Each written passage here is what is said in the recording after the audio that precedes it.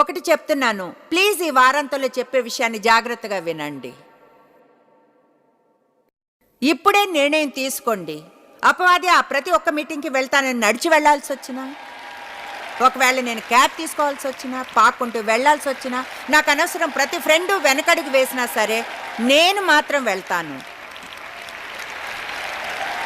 ఎందుకంటే మీరు కానీ అనుకుంటే మీ కొరకు అతను రెడ్ కార్పెట్ వేస్తాడని. మీరు తప్పే. ఈ ఉదయం నా కుడి కంట్లో కాంటాక్ట్ లెన్స్ పెట్టుకుంటూ ఉంటే 6 సార్లు దాన్ని తీసి మళ్ళీ పెట్టాల్సి వచ్చింది.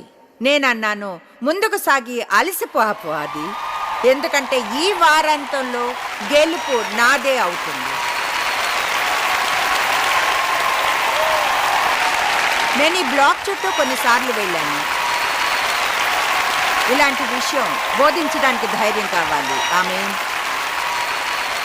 ఇప్పుడు శత్రువుతో యుద్ధాలు చేస్తున్నప్పుడు మనం గుర్తుంచుకోవాలి, విజయం కోసం పోరాడడం లేదని, అయితే మనం విజయం నుండి పోరాడుతున్నాము. యుద్ధాన్ని పూర్తిగా వేరుగా చేస్తుంది. ఒకవేళ గుర్తించగలిగితే ఏదో విజయం కోసం ప్రయత్నించడం లేదని, ముందే విజయాన్ని పొందారని, అపవాదికి ఆ విషయం తెలియచేస్తున్నారని. మై గుడ్నెస్, నేనెంతో అలసిపోయినట్లు, విరిగిపోయినట్లు, గందరగోళంగా ఫీల్ అయ్యాను. అప్పుడు తెలియలేదు నాలో ఉన్నవాడు లోకంలో ఉన్నవానికంటే గొప్పవాడని. మనం వీటిలో కొన్ని వచనాలను చూద్దాం, ఎందుకంటే మీరు వాటిని చూడాలి. 1 యోహాను 4:4. ఎప్పుడు ఈ వచనాన్ని చెప్తుంటానో, అయితే దీన్ని చూడడం చాలా మంచిది.